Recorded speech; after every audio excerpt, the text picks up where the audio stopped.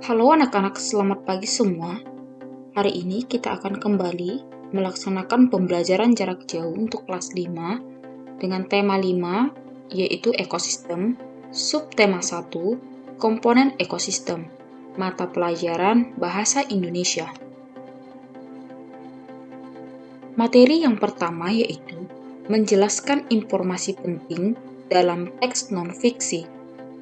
Perlu kita ketahui, teks non-fiksi adalah teks yang berisi informasi berdasarkan fakta atau kenyataan.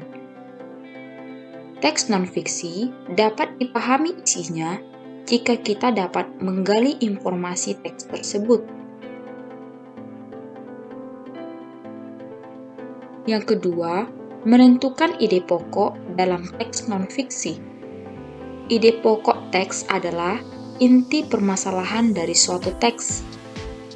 Ide pokok berisi gagasan dasar mengenai suatu hal atau kejadian yang ingin disampaikan oleh pembuat teks. Untuk dapat menentukan ide pokok teks, kamu perlu membaca teks dengan seksama. Menentukan ide pokok dan informasi yang didengar.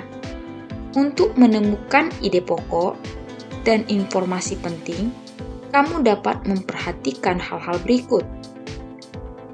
Pertama, dengarkan teks non-fiksi yang dibacakan dengan seksama.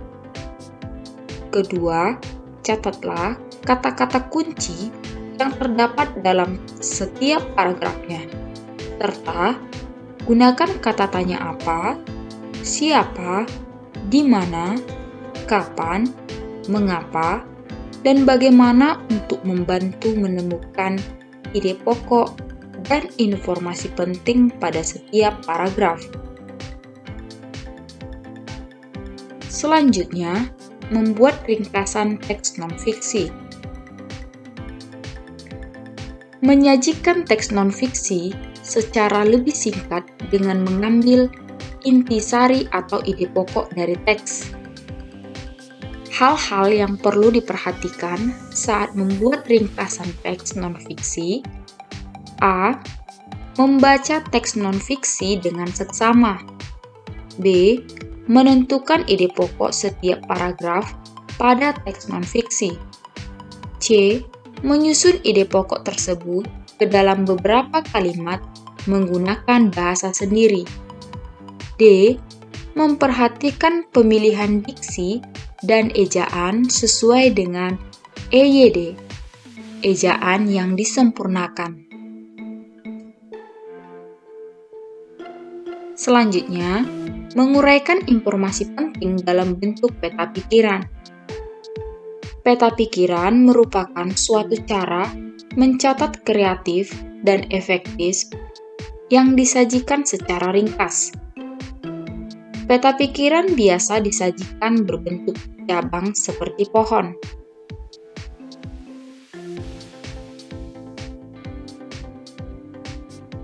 Selanjutnya, mempresentasikan informasi dalam peta pikiran yang telah dibuat.